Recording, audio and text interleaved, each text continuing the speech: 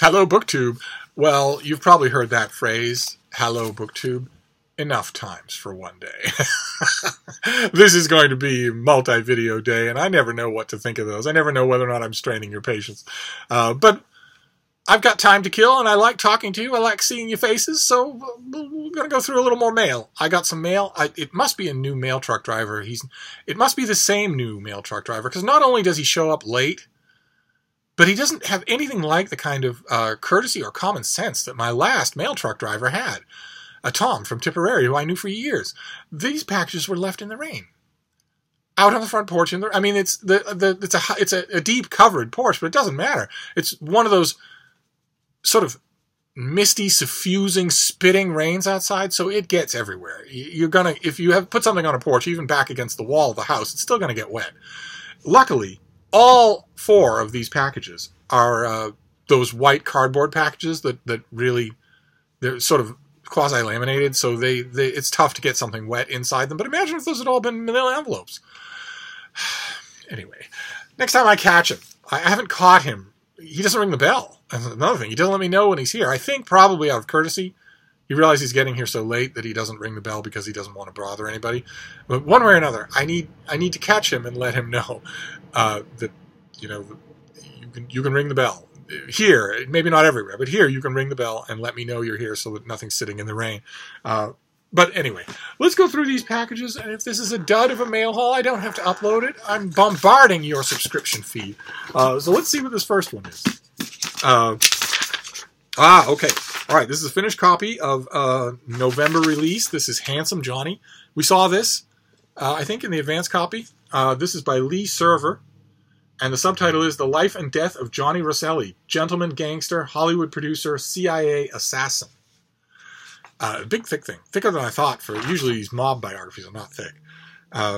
Lee Server's in-depth research and vivid writing style have earned high acclaim for his best-selling biographies of Ava Gardner and Robert Mitchum. Now he turns his laser focus to a singular character in the annals of the American underworld, Johnny Rosselli, who was a protege of Al Capone, abandoning his Boston roots for California and the bloody bootlegging wars of the Roaring Twenties, eventually becoming the mob's man in Hollywood, even producing 2 of the best film noirs of the 1940s. And I've had the advanced copy of this thing, and once again, it's a familiar refrain on this channel. I haven't read it yet. I've been doing catch-up on the monstrous tsunami that was October 2018. Lots and lots of catch-up. In fact, that's one of the main reasons why I haven't done a November TBR-BY, because I'm still catching up on October to such a huge degree that... Anyway, the one worry that I have about this book, I will read it. I will read it this week. I'll add it to my Tuesday reads, whatever that was. The one worry that I have about this is, you're going to be able to see it coming, of course, is the worry that I have with all such movies and biographies, is that it will glamorize this guy. That's my main worry, that this will be, that it will glamorize Rosselli, who was a murderer. An oath-breaking, drug-dealing murderer. He was scum of the earth. I can't stand it when these creatures are romanticized. That mostly happens in Hollywood. It doesn't always happen in the books. Hollywood never doesn't do it. The Departed makes me sick to my stomach. It was one of the happiest of my recent days. One of the happiest days that I had. A thing that made me so happy that I smiled from ear to ear was learning that Whitey Bulger, the legendary Boston crime figure, who's lightly, adapted in The Departed, had been killed savagely in a prison brawl. He was captured. He was on FBI's most wanted list forever and ever. And then he was captured, brought into custody, and he was in prison just last week and was killed. So far as I've been able to see, the news organizations have largely muffled the manner of his death. But I have since learned the details, and I was very happy to know that it wasn't a brick to the back of the head. He saw it coming, it took a while, and he was in agony the whole time, and he knew it. He knew that no help was coming. He knew that he was going to die, but he was made to suffer a little first. And that made me personally happy, because he single-handedly destroyed the neighborhood of South Boston. Single-handedly destroyed it. One person. Hundreds and hundreds and hundreds of lives ruined, of families ruined. neighborhoods ruined, flooded with drugs, flooded with violence because of him, because of one person. And that's what they are. These horrible diseases in human form. There's nothing glamorous about them at all. And that always bothers me when, from The Untouchables all the way down. But again, it's mostly movies that do that. Books tend to accentuate the seamy side, the hopeless side, the desperate and villainous side. So we'll have to see. We'll have to see with this. I confess, the author's name rings a bell. I think I probably read his Ava Gardner book, but I don't remember it well enough to know what kind of performance I can expect. It doesn't matter. I'll go into it soon anyway. I've let it wait way too long. But anyway, let's see what we have next here. Maybe these will all be November finished copies. That's something to beef up my November. What is this next one? Oh, okay. Yeah, this is another November finished copy. Oh, no, it isn't. Oh, goodness. This is October. I don't know how many October finished copies I'm going to go back and read. But unfortunately, I already read this. And I really liked it. I think we saw it on this channel in an advance copy a long time ago. This is John Lindquist, I Am Behind You. I think we'll see if this description sounds familiar. I'm thinking we saw this already. 4 families wake up one morning in their trailer on an ordinary campsite. However, during the night, something strange has happened. Everything outside the camping grounds has disappeared, and the world has been transformed into an endless expanse of grass. The sky is blue, and there is no sign of the sun. There are no trees, no flowers, no birds, and every radio plays nothing but the songs of 60s pop icon Peter Himmelstrand. As the holidaymakers try to come to terms with what has happened, they are forced to confront their deepest fears and secret desires. Past events that each of them has tried to bury rise to the surface and take on terrifying physical forms. Can any of them find a way back to reality? I think that sounds familiar, right? I think we saw this already, and I read it in October. I didn't review it, but I read it and really liked it. And the main thing that I liked about it is that the personal interdynamics, the incredibly complicated and personal dynamics between the people who are the survivors in this change it surprised me. The author gives that really intelligent and detailed treatment when you'd think, from that plot description, certainly I thought going into this book, that the author would lay most of his attention on the weird gimmick, on the weird world, what is going on here, instead of who is this happening to. And I was very pleased that the psychological elements in this book are the most memorable ones. That the characters are done really well, is what I'm trying to say. So I can recommend it. I never got to it. Oh God! All right, let's move on here. What is this next one? Not a finished copy? No, it's not a finished copy. Let's see what we have here. Sorry about the solo performance. Frida Bean does not feel like moving at all. Not only is it dark and rainy, but also today she had a BATH. And it took the sails right out of her, or the wind right out of her sails. She's so good.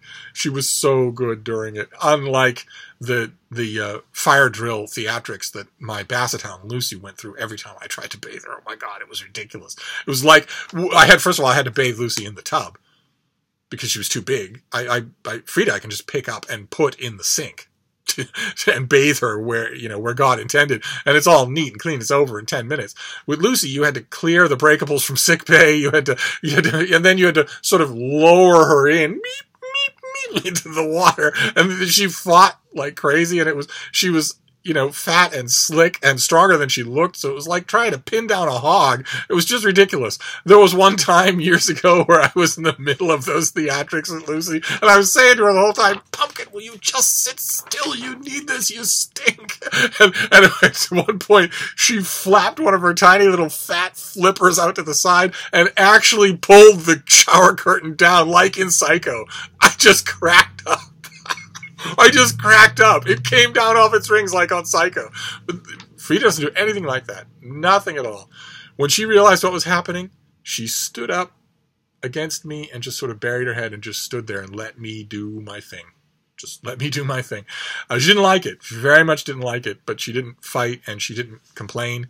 And it's taken her into a subjunctive key for the rest of the evening. So you might not see her at all. But I am the star of the show, okay? Eyes on the prize. So anyway, what have we got here? All right, this is from FSG. This is Pagan Light. Okay. Okay, so what is this? Is it a novel? The subtitle, it's called Pagan Light, and it's by Jamie James, and the subtitle is Dreams of Freedom and Beauty in Capri. I've been to Capri many times. And it was, of course, famously the self-chosen exile home of the Emperor Tiberius for a long time. Just moved to Capri. Didn't want to live in Rome, didn't want to have people constantly petitioning him, didn't want to be part of the charade of the Senate or anything like that. Just the emperor of the Roman world lived on Capri.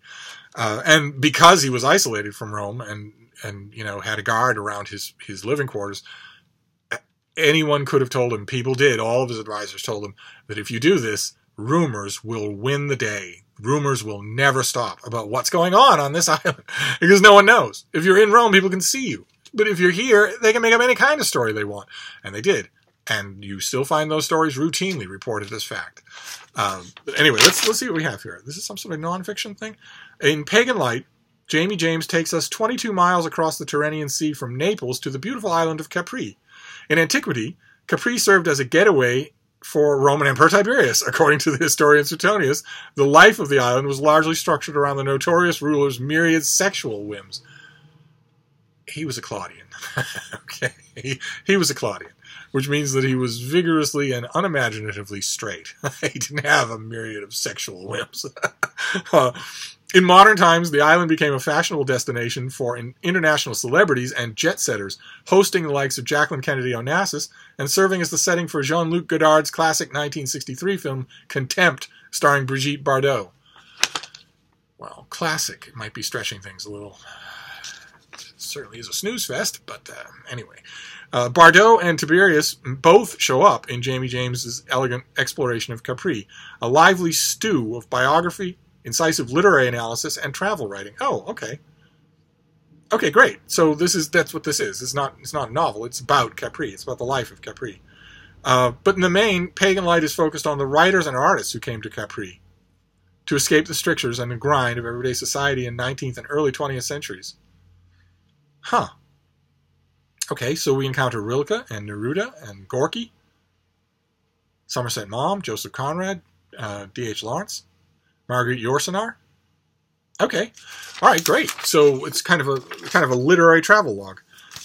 Comes out in March, all about Capri. I wonder what it's like to go to Capri now. No idea. And then we'll do this last one, and then we'll be done. And I pretty much unconditionally promise you will not hear from me again today. Let's see what this next one is. Another advanced copy or something? No? No. This is a finished paperback. But is it a paperback reprint? No, it's a paperback original. Okay. I think we saw this already too on this channel. This is by Laura Adamczyk, and it's called Hardly Children.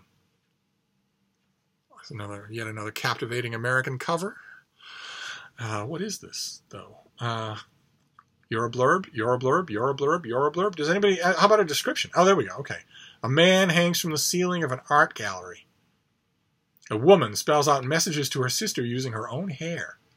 A grieving young woman picks up a trucker at a local bar. In Hardly Children, the author's layered yet elusive debut story collection of familiar worlds, movie theaters, a grandmother's home, public parks, hum with uncanny dread. Okay, so Hardly Children is this author's first book.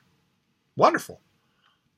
She lives in Chicago, and this is her first book. And there she is on the back of the book, which will prompts me to think about what me sainted Ma would have said. By now you can all say it with me.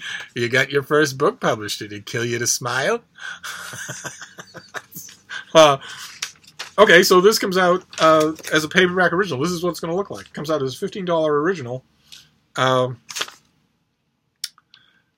When? Oh, November. Okay, so this is coming right up. Okay, so this and the Johnny Hanson book I should probably read right away to get them. But then again, it's fiction. I kind of don't want to read fiction in November. Maybe I'll save this for December. So anyway, that is it. That is our haul for today. Pretty good, pretty interesting. We have Johnny Hanson, about Johnny Roselli. This is a big biography of him. Lots of historical research. I'm sure we'll go into it. Then I Am Behind You by John Lindquist, which is a sort of science fiction thriller, only it's so light on the science fiction element that you don't need to You don't need to favor the genre to like the book. And effective. Very effective on a psychological level.